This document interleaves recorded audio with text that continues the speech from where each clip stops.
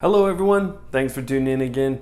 I'm here today to show you how to create a smart home for $250 US. Now, we're gonna run through a number of devices that normally people will want, and it'll give you all the functions that you want in a smart home. So let's get going.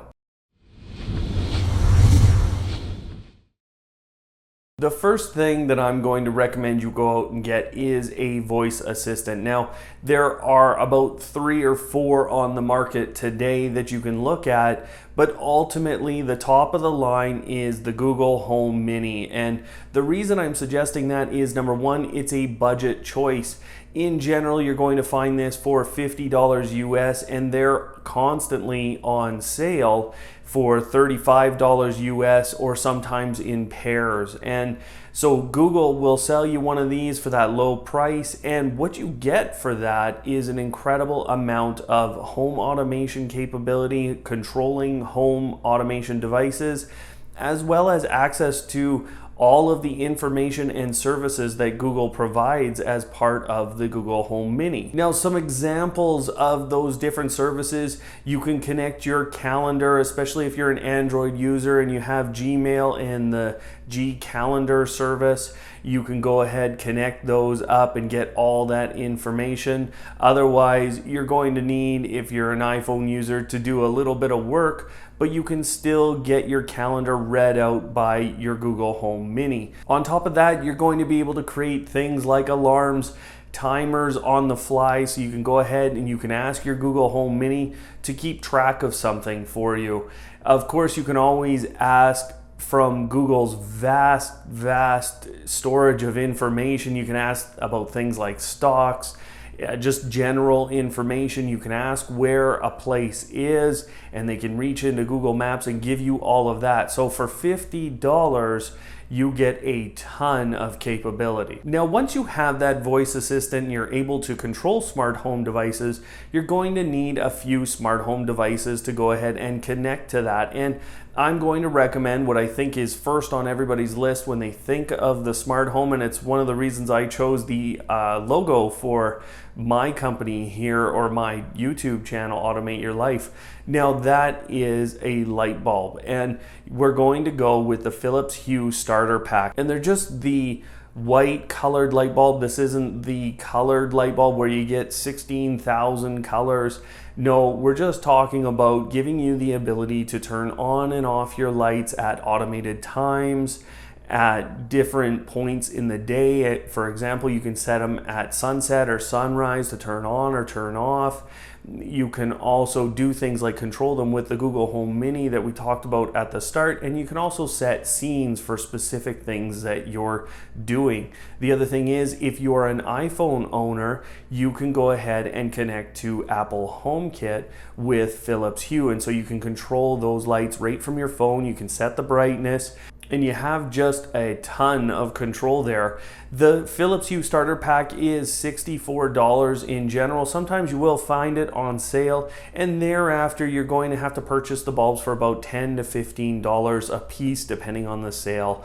But this gives you 2 bulbs to start with, and it lets you start to automate just a few things. Next up are a couple of devices from Google. Once again, they're going to interact with the Google Home application on your iPhone or your Android. You already have that because you have a Google Home Mini. Now, each of these are approximately $35 US. The first one is the Chromecast Audio, and the reason I'm suggesting Chromecast Audio is, simply put, that almost everyone has a Bluetooth speaker or a speaker in their home with a 3.5 millimeter input into it, and you can go ahead and put the Chromecast Audio into it and then stream music to that speaker anytime using either the Google Home application, or then you can use your Google Home Mini to actually cast your music or control your music over to that speaker. So this enables you to make a standard speaker in your home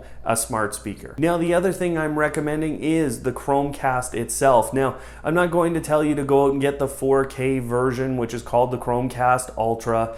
I'm just suggesting you get the standard version. And the reason for that is, again, you can use the Google Home app and the Google Home to go ahead and cast your favorite shows over to your TV. So it plugs in directly into an HDMI port on your TV, and it makes any TV essentially a smart TV. So, you know, if you're using the Netflix app on your phone, on your iPad, on your Android tablet, you're going to have a cast button, and you can instantly cast any show, control it from your phone or tablet, and send it to your TV through the Google Chromecast. So what the Google Chromecast does essentially for you is make a smart TV out of a standard TV, as long as it has an HDMI port. We have a few dollars left in our $250 budget. What I'm going to say to you is you could choose almost any of the smart home plugs on the market today. And the reason I say that is most of them work exactly the same way.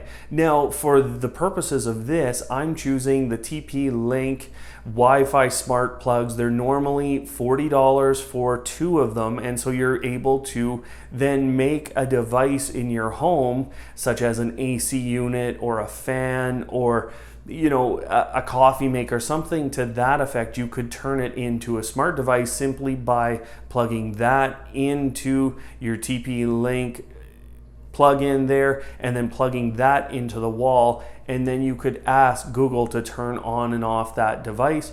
Or again, you can control that from your phone. TP-Link has their own application. The last thing I'm going to suggest to you is essentially a smart home camera. And when you look at the list of smart home cameras out there, it's kind of like the who's who of home automation. We see Nest and we see Arlo, we see just Logitech, a number of companies out there with these very, very expensive smart home cameras. Now, those are all well and good. If you want to go out and spend upwards of $300 on a camera, go ahead. But what I've personally found is that the Wisecam 2 and the Wisecam 2 Pan, both of those cameras will do everything you could ever want, other than a little bit of the facial recognition. And I would say for most people, they're not looking for that. And I would say for most people, they're not looking for that. They can go with just a simple smart home camera. Now, Wisecam 2s are $20. This is $20 US for smart home 1080p capability, and it can send you notifications for motion in your home. It can send you notifications for when it hears sound from a smoke detector or a carbon monoxide detector. So there's a ton of functionality there, and the camera itself is really good quality. Now, the Wisecam 2 does have a little bit of an issue versus some of those other smart home cameras. It tends to detect motion based on light a little bit, and so during a storm or something you can end up with some notifications. What this means is you have to manage when you want the notifications to show up and or not to show up. And so what I do personally, when I leave the house, I use a service called If This Then That to turn on the notifications so that I know if someone's in my home, and then I turn them off when I return home. So that video I'm going to stick up in the top right now to show you how to do that if you want to go watch that now. It's a relatively simple process. But there you have it, guys. That's actually a $245 smart home, and I'm saving you $5 here. You probably got to use it on tax anyways, but ultimately there you go. For $250 you can get what I think most people are looking for in terms of a smart home, and there's nothing there that is an incredibly difficult setup process. So anyways, everyone, if you have any questions, if you're looking for any more details, go ahead, leave those in the comments below. Happy to get to you, happy to help out. Again, thanks for watching. We'll see you next time.